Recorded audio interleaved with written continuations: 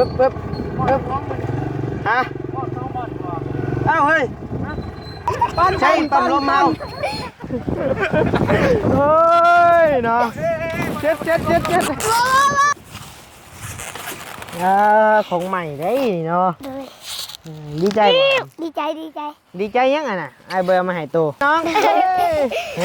ฮึบโอ้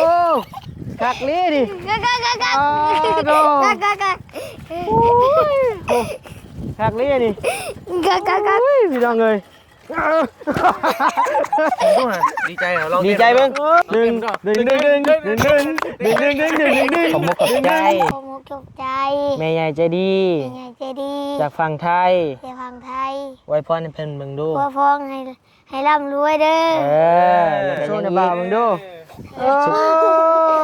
ไม่เท่าว่าไม่เท่าเลยลูกเอ้ยน่ะพี่น้องเอ้ยดีใจหลายบ่ฮะดีใจหลายน้องบ่เคยได้ดิครั้งแรกเลยน้องหำเนาะในชีวิตเลยเสร็จได้ไหมใช้ถ่ายย่องด้วยคักเด้อใช้พอแล้วครับมาจ้องไปปึ๊บเรียบร้อยพี่น้องเอ้ยเสียนะบ่าวบ่นี่ฮะเนาะครับ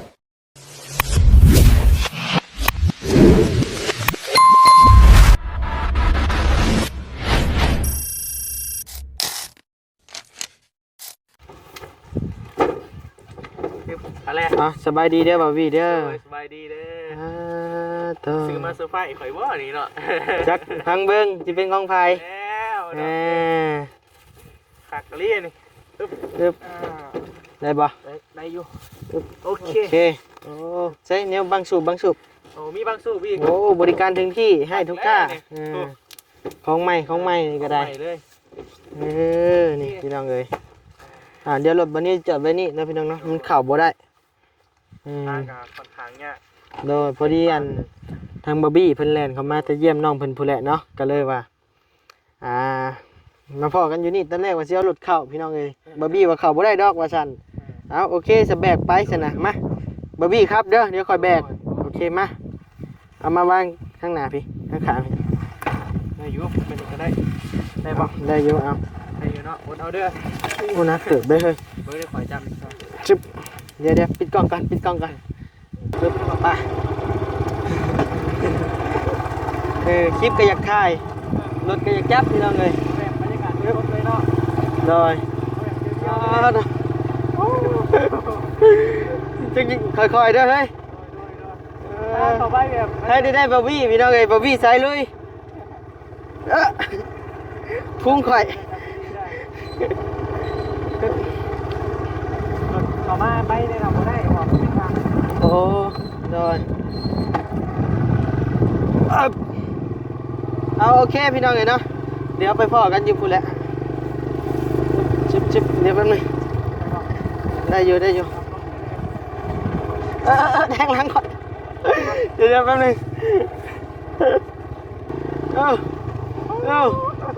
พี่น้องเลยบาร์บี้พาลุยพี่น้องเลยใช่แล้วทางขึ้น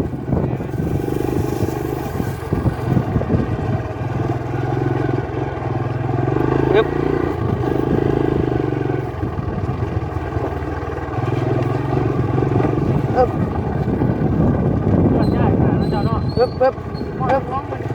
ฮะอ้าวเฮ้ย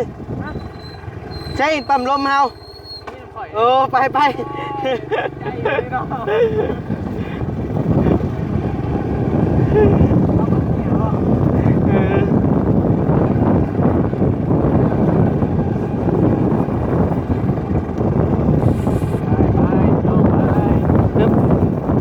จดจ้ารีบบ่บีเห็นเช็ดนี่บ่ทางไหนบ่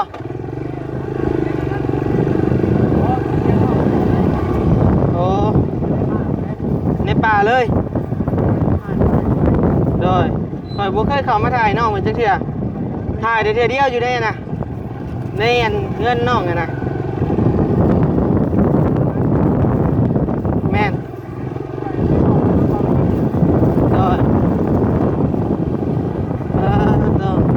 พี่ครับ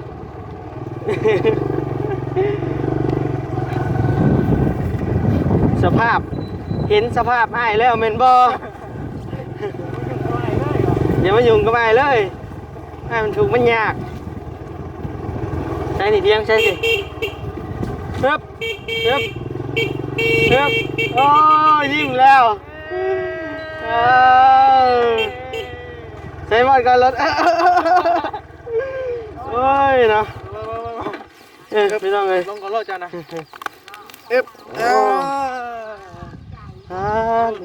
ขาดยักษ์ อย่ามันรถคอย ใส่หามมาพี่หามน้องบุญมาผู้ปรับไปห่มผู้ปรับไปพี่ปะเดี๋ยวให้น้องมันปั่นเลยก็ได้ ขี่เป็นอยู่วะ ยังเอามาขามอยู่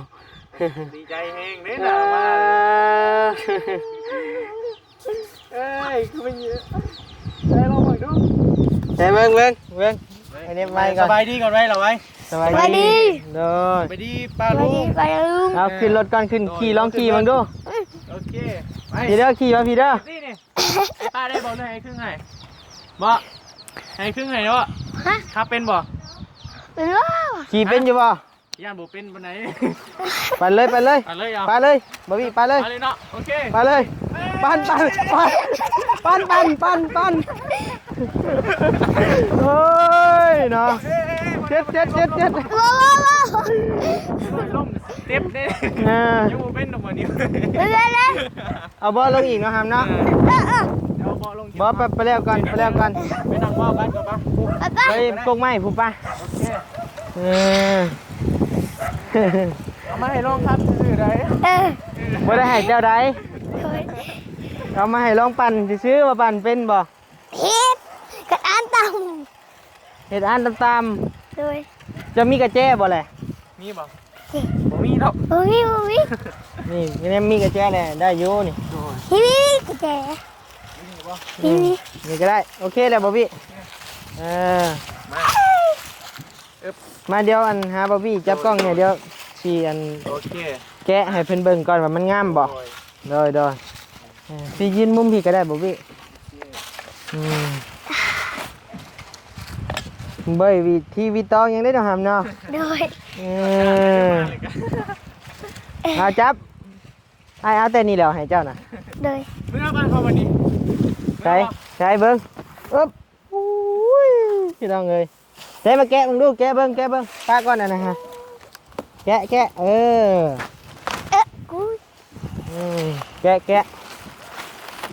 น้องเอ้ย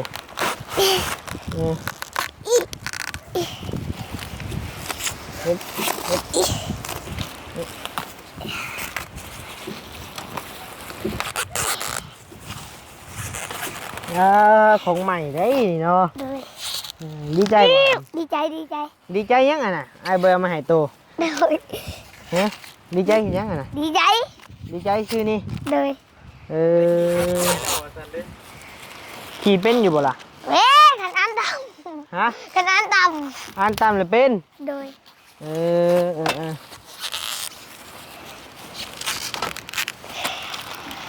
อย่ามันดอกอันนี้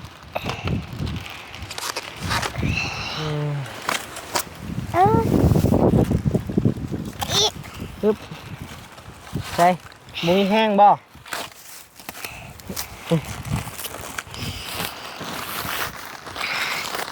อันนี้ป้าเป็นนี่แหละกันสีมันเบิ้งเบาเห็นไหมเบิ้งเลยไปเบิ่งแน่เบิ่งเราแกะนี่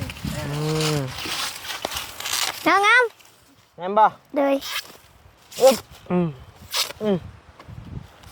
อุ้ยเป็นย้อนหัวย้อนห้างพี่น้องเลยโธ่ใช่เบิ้งนะบ่าวยังไม่เคยขี่จะเสียได้ไม่เคยโอ้โหวันแรกเลยใช่ช้อนมาไอ้สิช้อนมาเบิ้งกอดแอวแน่นๆนะน้องเยอะใช่มาเด้อเอาเลยกอดแอวแน่นๆนะน้องฮึบโอ้กักลีดิกัก คักเลยนี่ กัก เฮ้ยพี่น้องเอ้ยโอ้ยกักคักวะ กัก คักทำไร กักแห้ง ยกโป้เอฟซีเบิ่งดูเยี่ยมมาก เยี่ยมมาก พี่น้องเอ้ยบ่ได้วิตีวิตองอีหยังได้พี่น้องเอ้ยเนาะนี่เนาะแน่นหน้าได้พี่น้องเอ้ยรุ่นนี้เนาะเพราะว่าเพิ่นว่าเป็นของไทยพี่น้องเอ้ยแต่กระตามมันนี้เบิ่งก็คือว่าแน่นหน้าอยู่เนาะซีรวดก็แข็งแรงมีอันนี้ให้น้ำ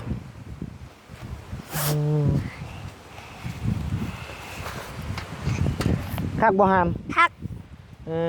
แจ้งแซงได้อยู่บ่เฮ้ยได้เลยมาเขานั่งอยู่นี่เอามาตะกูโอเคแล้วบอบบี้เดี๋ยวค่อยตั้งกล้องก่อนโดยใช่นั่งสมาธิบ่น่ะ โดย โตสบายดีปะลุงงามๆสบายดีปะลุงนี่สบายดี กระลุง คือว่าได้ยินสายยาเจ้าว่าใหญ่มากอยากเป็นอันเด็กช่างแม่นบ่ เขาอยากเป็นอะไรวะดิ บ่อยากเป็นแล้ว โดย เอาคือบ่อยากเป็นได้ได ที่ขั้นอยากตีมือ แค่อยากตีหมู่ โดยค่อยบ่อยากตี อ้าว บ่อยากตีแล้ววะนี่ เป็นหยังตอนแรกคืออยากตีหมู่ บ่อยากตีวะนี่ บ่อยากตีเลยเศร้าเลย โดย มันเป็นไรเป็นเด็กช่างมันหล่อบ่ รอหักแต่มัน บ่พี่มานั่งนำกันพี่ก็ได้มาย้ำมาครับให้บ่พี่นั่งนำ โดย เป็นจังไดคือตอนแรกขึ้นได้จังอยากเป็นเด็กช่างมันหล่อบ่ รอ ใส่ขาทรงใหญ่ๆติ โดยเด็กใส่หัวกันน็อก เดี๋ยวมันก็นอกพร้อมเลยไปตีเขา โดย โอ้ เขาตีหัวก็หมดแตก เขาตีหัวก็บ่แตก โดย บ่ย่านเจ็บบ่ เขาจ้านเขาเลย ย่านบ่นี่ โดย นี่เจ็บบ่ถือมากอกซะบาทหนึ่งพี่น้องเอ้ยอย่าไปคิดเด้อฮัมเด้อสิไปเป็นเด็กสอน เขาไม่อยากเป็นหรอก เด้อ เอ้าไม่อยากเป็นไปได้บ้าน อยากเป็นยังสบายนี่ จะเป็นคนร่ำรวย อย่าเป็นคนร่ำรวยโอ้เนาะสร้างเป็นคนพี่บ้านี่ โดย อยากเป็นคนร่ำรวยฮู้แล้วว่าวิธีสิเป็นคนรวยเลยข้าเจ้าต้องเห็นอะไร เฮ็ดอะไร เฮ็ดอะไร เห็นนะว่า เอ้า ฮะหายังว่า ไปหาหยังไปหาตีข้าเจ้า โอ้แหวน เอ้าไปได้ซะ รู้จัก อ้าว เป็นคนรวยกับไปหาเงินเก่งๆว่าหูความพังความ เลย เออ แรงแบบไปก้านเครียดค่อย นั่นละมันสิเป็นคนร่ำคนมีน่ะ การเขียนมาขายบ่ บริขายกิน กิน เอ้าแล้วมันสิรวยบาดนี้ เอาบริขาย เอาเงินที่มีเม่นโฮมเม่นให้เป็นคนรวยเนาะ โดย พี่น้องเลยอันนี้อ้ายเอามาให้เจ้าเด้อฮัมเด้ออ้ายมามอบให้เจ้าเด้อเป็นจังได๋ดีใจอยู่บ่ ดีใจ ดีใจซำใด ดีใจฮึดีใจ ลองเต้นมึงดูฮะดีใจเหรอลอง ดี เต้น ใจเบิ่ง ดึง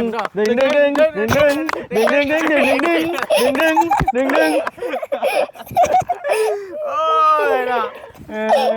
ช่างเป็นบาทนี้พี่น้องเลย คักแล้วอ่ะนี่ คือปั๊บมักชิบพี่น้องเลยเจ้าหู้บ่ไอ้ทุกไอ้สำได้ไอ้เอารถออกมาให้เจ้านี่ ทำได้ฮึ เบิ่งคนทางมาเฮือนเจ้านี่จนว่า โดย แทบล้มแทบตาย โดย ไอ้ซื้อมาให้แล้วก็รักษาเด้อหำ โด เด้อย อย่าทิ่มอย่าปะเด้อ โดย ตั้งใจรักษาไว้มันงามๆใหม่ๆตลอด โดย คือน่ะคือมีสูบน้ โดย ำยางมันอ่อนเลยเจ้าก็สูบ อันสูบดิ ได้บู มาบีบไปเอามาไป ใจแห้งเนาะ เป็นเห็ดโตบ่ถึกนะ เฮ็ดโตบ่ถึงเลยบ่พี่น้องเอ้ยก็บ่ติเพิ่นเนาะ เบาบ่นิ้วเคยถ่ายเพิ่นแล้วพี่น้องเอ้ยเนาะ นี่ฮะ แม่เคยถ่ายมื้อน่ะอยู่เฮือนอันนั้นเฮือนยังก่อนจะไปชวนหมู่เจ้าการเขียนนะ เออ เฮียน เห็นเท่าเจม เฮียนทัด แม่น เจม เฮือนจะ โดย เท่าเจม เคยไปถ่ายน้องเพิ่นแล้วมื้อนั้นเพิ่นคุบกบให้เบิ่งมื้อน่ะ ได้บ่ ฮะ ได้ ก บ่ บเขียด กลางคืนหรือกลางเวรโอ้ย แท่งที่ออกเลย ได้อยู่สูบเข้าไว้พอดี เบิ่งแล้ว มันบ่แน่นติเพราะว่ามันบ่แน่นบ่อันนี้บ่แน่นนี่ อันนี้บ่ แม่น โอ้ แน่นอยู่ บ่ วะ ลีบ่แน่น ถ้ามันผิวแล้วบ่ได้เลยได้นะได้บ่ ได้ละใช้สูบดูครับ ขึ้นอ ลุ ยู่ ก ดิ ขึ้น เห็นไหมเด่น โอเค เดี๋ยวนี้นั่นแหละคือนั่นนี่ แป๊บนึงเอาสูบสูบแห้งขึ้นแล้วโอเคคืออ่อนกว่าเก่าบ่เลยโอ้ได้อยู่ดิ มีแต่บาดมันเป้เลยเจ้าสูบเด้อเพราะว่า นั่ง เจ้า ดี สูบเลยยันมันหัว โดย มันกระสายมานั่งดีๆมาพี่นาให้ไปพี่น้องเบิ่ง โอเคโอ้ยเนาะ มีแต่หักษาไว้เด้ออัน โด เด้อย เป็นอันนั้นของแม่เพิ่นเด้อเพิ่นเห็นจังเพิ่นมีต้นเด้อ โดย แม่อันเพิ่นบ่ประสงค์ออกสื่อออกเสียงเนาะพี่น้องเนาะ โดย โดย เป็นหักเป็นแม่คนเดียวกันที่ซื้อให้น้องสายฟ้าฮะ โดย เออเพิ่นบอกมีแต่ว่า ผู้ใหญ่จากฝั่งไทยเด้อหาม โด เด้อย มาหนบมือขึ้นน้ำนาบ่าวมา เด้อ นี่เพิ่นเห็นหน้าเห็นตาน้ำแน่ขอบมกขอบใจ ขอมุกจกใจ แม่ใหญ่ใจดี ยังไงใจดี จากฝั่งไทย เจ้าฟังไทย ไว้พรให้เพิ่นเบิ่งดู พ่อฟ้องให้ร่ำรวยเด้อ แล้วก็ยังอีก ให้ สุขภาพแข็งแรง สุขภาพแข็งแรง ความเจ็บบ่ให้ได้ ความเจ็บบ่ให้ได้ ความไข่บ่ให้มี ความไข่ให้บ่มี ปรารถนาสิ่งใด เจตนาสิ่งใด ขอให้ได้สิ่งนั้น ขอให้ได้สิ่งนั้น สมความมุ่งมั่น ทรงกำลังนั้น ปรารถนา พัฒนา จะเจ็บจะจน อย่าเจ็บอย่าจน ร่ำร่ำรวยรวย ร่ำรวย ๆสา สา ธุ ธุ ใช้บัดนี้ลองเฮียนเว้าเองมึงดูไอ้พาเว้ากี่นี่ เว้น บ่เว้น โดย เฮียนเว้าเด้อหำเด้อ โดย เฮียนเว้าม่วนๆเด้อ โดย ให้ไม่เฒ่าพาเว้าเด้อ โดย ไม่เฒ่าสอนอัน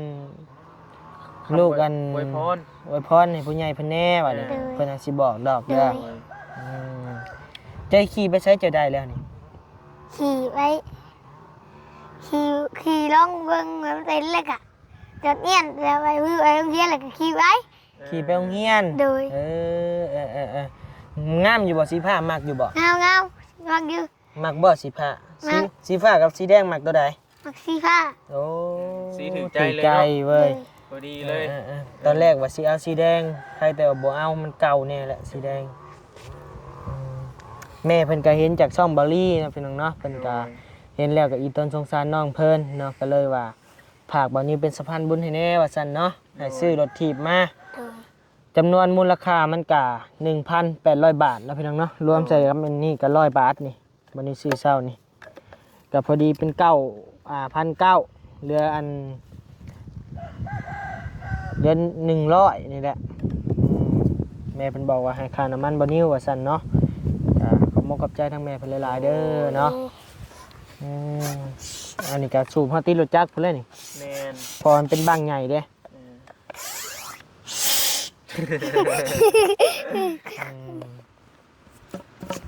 เอามีแต่ลองขี่ลองเบิ่งอีกเทื่อหนึงเด้อหำเด้อขี่บ่าวเบิ่งได้มา โดย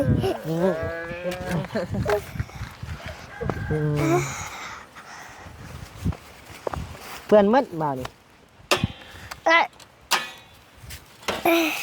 ใส่เบิ่งเดี๋ยวพี่จับเอาให้หน่อยสูบลม ใช่ แต่ลองปั่นเบิ่ง เอาเบิ่งนะโอ้ยจับให้ซอยบ่ไปทางนี้เอาอย่าสัตว์ตัวไหนเด้อ ไปทางเงินเจ้าหัวไปทางเงินเจ้า ไปขี่ไปให้ไม่เท่าเบิ่งดูนะโอเค ไปให้ไม่ทำดูงามบ่ ไปเด้อไปเด้อไปเด้อ1 2 3 ไปเลยไปเงินเลย โอ้ ไปเงินเลย ไปเลยไปเงิน ไปเงินเบิ่งตามคอยโอ้ครับปั่นใช่ไหมโอ้ยตายพี่น้องเลย โอ้ เอ้ยเว้ย ใช้ไปเบิ่งยู่ไปให้เบิ่ง เบิ่งดูนะ ยู่ไม่เท่าเบิ่งดูงามบ่ งามบ่แม่ ใส่ไปอยู่ไปเบิ่งใกล้ๆพู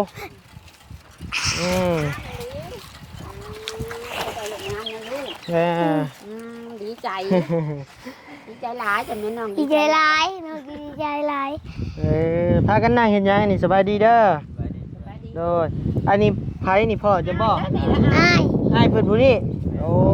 พ่อมันไปไสแม่ตู้ พ่ออยู่เรือน มีเพียง อยู่เทิงผู้บ่ โดย โอ้แม่จะได้สบักหามเอ้าแม่บ่ โดย บ่แม่นแม่เฒ่าบ่ แม่เฒ่านี่แหละแม่นี่แม่เลี้ยงนี่แหละ โอ้เอาแม่แท้ๆมันไปใช่ แล้วใช่แม่อันนี้แล้วแม่ คอยลูกบัวลายเลยถ้าปั่นให้ โอ้ลูกเลี้ยง ลายปั่นให้ รู้แหละน้องพี่น้องเนาะคือว่าบ่เข้าใจแล้วลูกหลานเนาะใช้พ่อเฒ่านี่เบิ่งดูของร้านนี่งามอยู่บ่นี่มาแย่งมึงดูสบายดีเด้อประตูเด้อโดยใส่มาเบิ่งมึงดูรถร้านนี่ น้อง คอยงามอะไร มา เนาะ แต่น่ะ ใช้ไม่เท่ามายืนทางข้างร้านมึงดูใช้คำไว้ก่อนเบิ้ง นี่บ่ลูก นี่บัดขา เบิ้งนะบ่าวสิถามยืนดี ถามดี ๆงามบ่ น้ แพงบ่ ำแพง แพงบ่ แพง หอมแก้มโซ่นะบ่าวมึงดูโอ้ไม่เท่าว่า ไม่เฒ่าเลยลูก โอ้ยน่ะพี่น้องเอ้ยดีใจหลายบ่ฮะ ดีใจหลาย น้องบ่เคยได้ดี โดยครั้งแรกเลยเนาะครับเนาะ โดย ในชีวิตเลย โดยเอาโอเคแล้วนะพี่น้องเนาะ พ่อแม่บ่กุ้ม โดย อั อั นนี้ก็เป็น แม่ลูกมาสวย ดีใจ เห็ดโตบ่ถึกเลยเพิ่นกระได ตกรถบ่ โอ้ยดอก เพิ่นเป็นผู้ดุอยู่บ่แม่เพิ่นไปหาอยู่หากินบ่ กินดูขนาด เลี้ยงพ่อเลี้ยง จะ แม่ ไปการ เออ ใจ นวลคอผู้เฒ่า มันอยากไป โอ้ย โล ลูก ด เลยกูบ่เห็นหู โดย ส่วนจะไปพร้อม ชวนไปชวนหมู่ โดย แม่โลด แม่ก็บ่ได้อยู่อยู่ โดย ไปทำงานหาเงิน โดย เงินลูกคนน่ะหาเงินน่ะ หาเงินแต่งเมียก็บ่ทันได้แต่ง จะได้เมียเจ้าก็ได้ ได้เมียแล้วแต่บ่ทันได้แต่ง ใช่ผู้สาวอยู่ไสซะ เมียขอมาแล้วเมียเมื่ออยู่เฮือน โอ้ขอเรียบร้อย แต่ยังบ่มีเงินแต่ง แต่บ่มี เงิ เงิ น น แต่ แต่ง ง อยากได้เมียแห้งเดี๋ยวนี้ เอาโอเคเดี๋ยวค่อยว่ากันหน่อยเนาะ เขาบ่ได้อยู่บ้าน โดย โดยเอาโอเคแหละพี่น้องเอ้ยป้าพาเนี่ยบ่าวเบิ่งเฮือนเจะเนี่ยปะหำปะย่างเบิ่งเฮือนเจะเนี่ยปะ ตาเป็นยาง อู้ไปย่างเบิ่งอันนี้บ่หามเฮือนเจ้า โดย เออพี่น้องเอ้ยฮะอันนั้นบ่พาเฮือนเจ้าหาม โดย โอ้ยพี่น้องเอ้ยฝนตกนี่สิบ่เปียกหมดบ่หาม เปียก เออเด้อนะบ่าวสิเว้าเด้อหำเด้อ โดย ให้เจะเป็นคนผู้ฮู้ผู้ดีเด้อ โดย ให้เพิ่นฮักเพิ่นแพง โด เด้อย ห้ามเป็นคนขี้ดื้อ โดย ตั้งใจห้ามตั้งใจเฮียนเด้อหำ โด เด้อย หาอยู่หากินให้เฒ่า โดย เฒ่าเด้อ โดย อย่าไปเป็นเด็กสร้างมันบ่ดีเด็กสร้างนะ โดย บางคนก็ดีอยู่เด็กสั่นเนาะแต่ว่ามันเข้าสังคมนักเลง โดย ฮู้บ่หำบ่ โดย เออ แต่หมูตี โดยแต่งตัวธรรมดาแบบเฮานี่ก็พอแล้วนี่ โดย บ่ต้องไปอยากอันเป็นดอกเด็กสั่งนะ โดย เออเจ้าเห็นเพิ่นเฮ็ดหรือเจ้าอยากเฮ็ดบ่หาม กูอยากเห็นเลยนะ บ่ตะกี้ฮะ กูอยากเห็นแห้งก็ได้กูอยากเห็นแห้งก็ได้ อื กูอยากเห็นก็ได้ น้าบ่าวคอได้บ่เป็ดจ้ะนี่ ได้ ใส่จับมาเบิ่งดูจักโตจ้องไป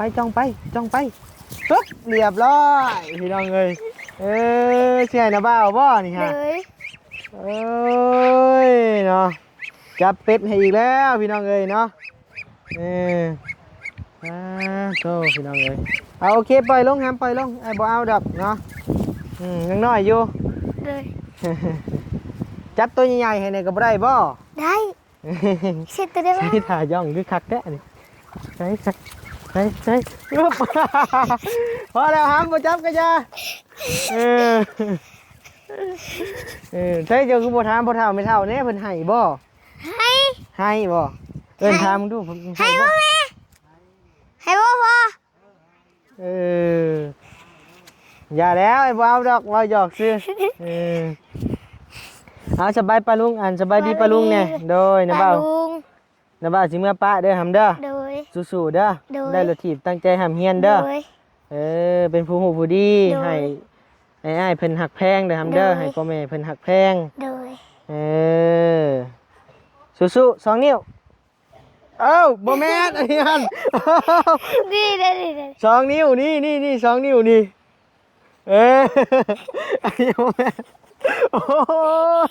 สั่งเป็นบาทนี่นั่นแหละ2 นิ้วบ่แม่นอันนี้ฮะใช่อันนี้บ่แม่นโอ้ยชาติว่าเจ้านี่เนาะใช้เบิ่งสิจูนอีกบาทหนึงนี่เอาโอเคเด้อนะบ่าวไปป้ากันเด้อบ๊ายบายป้าลุง บาย ไปพี่น้องเลยเนาะอยู่ดีมีแห้งเด้อพี่น้องเด้อเนาะความเจ็บบ่ได้ความขายบ่มีมาหาน้องเพิ่นมื้อนี้ก็มีทางความสุขแล้วก็มีรู้สึกว่าน้องเพิ่นนี่ก็ยังอยากดื้ออยู่แต่ว่าเข้าใจความรู้สึกอยู่ว่าดีใจแหละพี่น้องเลยเนาะน้องเพิ่นดีใจ ใช่อยากได้ผู้ใหญ่ๆนี่นะหำนี่ใหญ่ๆนี่ บอยว่าหยอกชื่อพอแล้วหำเลย ยังเอาให้เนาะ เอาโอเคพี่น้องเลยเนาะอยู่ดีมีแห้งเด้อบ่พี่เด้อโดย